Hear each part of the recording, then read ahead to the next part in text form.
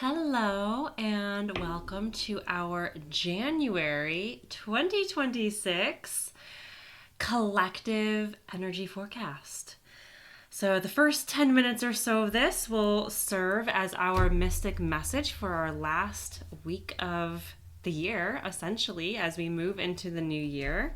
If you want to dive into the entire energy forecast, join me over at fringespirit.com and we can get into all of it. So I'm going to get into a big theme for January collectively for everybody, which is also going to open up the theme to some extent for the year.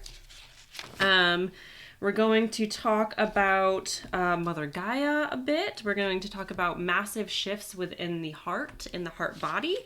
We're going to talk about elementals, and we're going to talk about a few phrases, words, concepts that are going to be the theme of the year.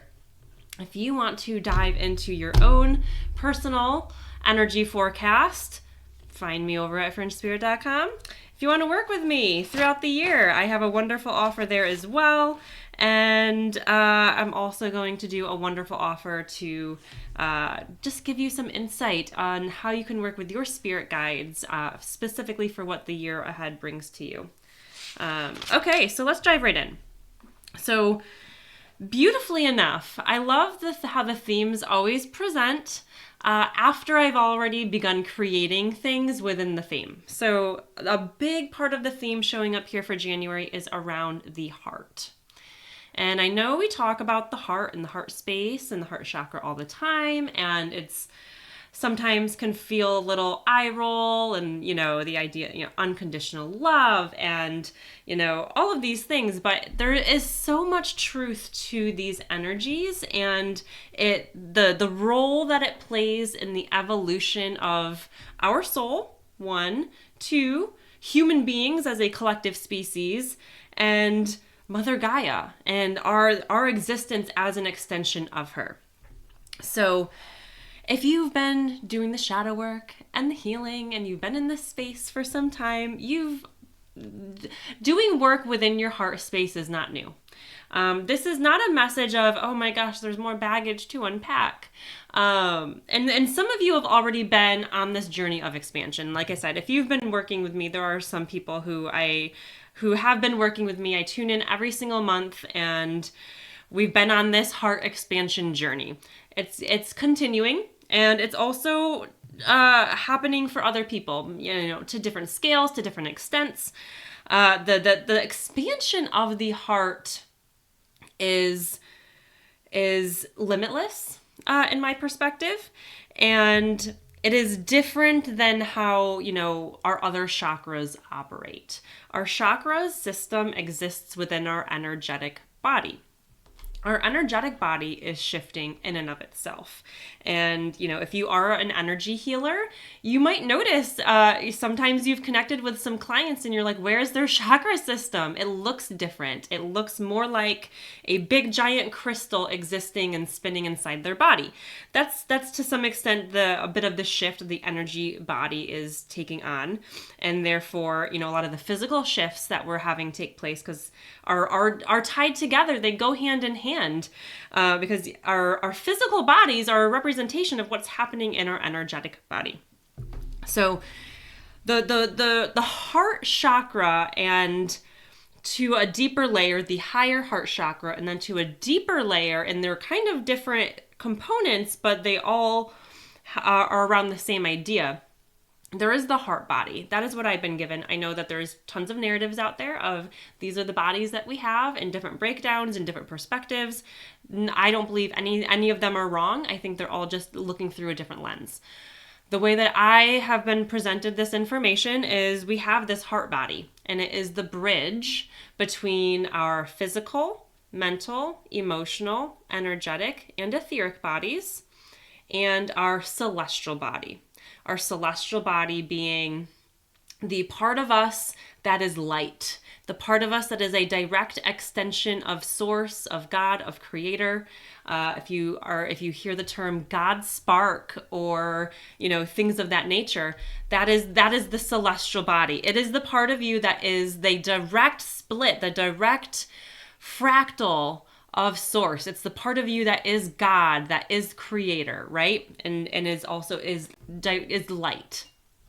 And then these other parts of us are related to these incarnations. It's related to, are not all, places and realms and bodies you go into, incarnate into, are going to have all of these components, and they're all kind of uniquely curated for the experience that you're going to have. The celestial body always exists. This heart body is this bridge between I am this celestial energy form, intangible, right? Non-physical, and all of these other parts of our makeup as we are in this incarnation and other incarnations. And so the heart body is not always fully integrated. It's at a higher frequency. If you are someone who has done, I have a soul stream. It's a mini healing. It's 15 minutes and it's free on my website. If you have done that, that is where we call in all of the bodies. And the moment the heart body shows up, I've gotten the feedback over and over and over. I've done this live in healing sessions, and also just feedback from people receiving this transmission. The moment the heart body comes in, you can feel it. You can feel a wave of a massive shift that is like hard to describe. And then the celestial body as well. And so I share all of that to give a little bit of the background of why the heart is not just like all the other chakras, and why that is part of the evolution, is because this heart body is this bridge to this higher part of us that I think a lot of us in this spiritual metaphysical realm are seeking to find and to connect with. And I've always seen the heart as the journey, the journey into our soul. It's the space in which we connect directly to our higher self and to everything that is us and ours. And it's also this beautiful, like, you don't need to use discernment necessarily when you're in the heart, because anything that does not align with the frequency of just pure unconditional love, the frequency of the heart, just cannot engage in that space, right? And so I always say, like, use your heart as your ultimate discernment factor, right? And I have tons of tips and tricks to do that. If you feel you need some tips, reach out. It's so simple. You can notice it in your posture. You can feel your heart actually opening up if you pay attention. Whereas if you're clairvoyant, fuckery can fuck with you. You might see an angel, but it's not an angel. It could be a dark entity or something of a low frequency masking itself to look like an angel. If you're clairaudient, you might hear things saying, "Oh, I'm your spirit guide," but it might not be. Things, are these other external senses in a way are easier to be manipulated, just like when you use tools like pendulums and cards and things like that. You don't know, it could be anything and anyone that you're connecting with if you don't use discernment, right? Whereas if you go directly into the heart, discernment, it's like a built-in discernment tool, which is beautiful. And that's also, like, if you've noticed, discernment has been higher and more evident and pronounced in this past year. More than ever are people being able to call bullshit on everything that they see as bullshit. From news, politics, government, their favorite teacher, meditation teacher, guru, right? You start to feel the ickiness in the areas that don't feel authentic. Even if what they're saying, right, you could have this, super popular, well-known teacher or healer, and they're saying all the right things, but something in you is like, it doesn't feel right. That's your discernment showing up.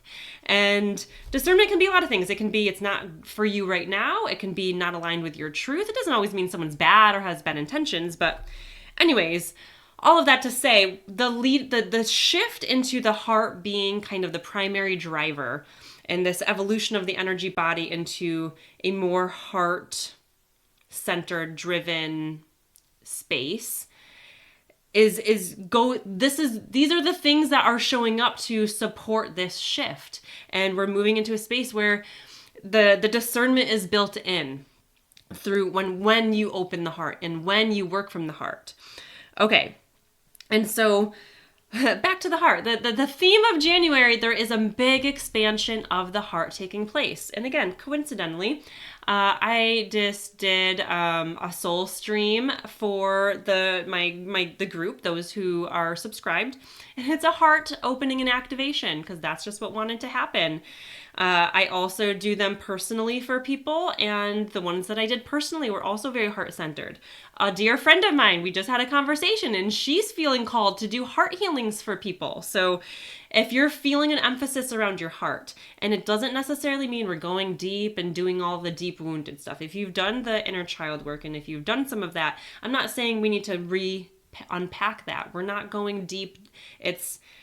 We're opening, we're expanding, we're going to a deeper layer and a depth that we just haven't quite accessed before, because that's kind of what the heart kind of is. It's almost like the more that it opens, the deeper you can go. And the deeper that you go, again, if the heart is the portal to your soul, and your soul is multidimensional, and your soul is light, and your soul is a fractal of Source, God Creator, then through your heart is how you get there. I know we're all used to thinking that the crown chakra is this end-all be-all, and that's how we do all of the fun stuff and da-da-da-da-da. And it is a beautiful tool to connect to all that is, and to our faith and to that connection. But that comes in through it filters in through the mind a bit and through the mental body a bit. And then the heart is different. It doesn't have to filter. It's a feeling, it's an existence, it's a shift. It speaks to the shift in the way that we receive and communicate. We're no longer receiving and communicating through verbal communication, through the mind, through mental processes. We're learning to shift and hone our abilities to receive through the heart, to know and to feel through the heart and not through words, right? And this is a big part of it. And so the more this expands, the deeper you can go. And so the further you can traverse the universe and the realms and connect to different parts of yourself and different fractals of you and the angelic realm and, Source, God, Creator, right? So there is just a lot that this is the beginning of a big shift for all of humanity within the heart space. So anything that you're feeling in the heart, just make note.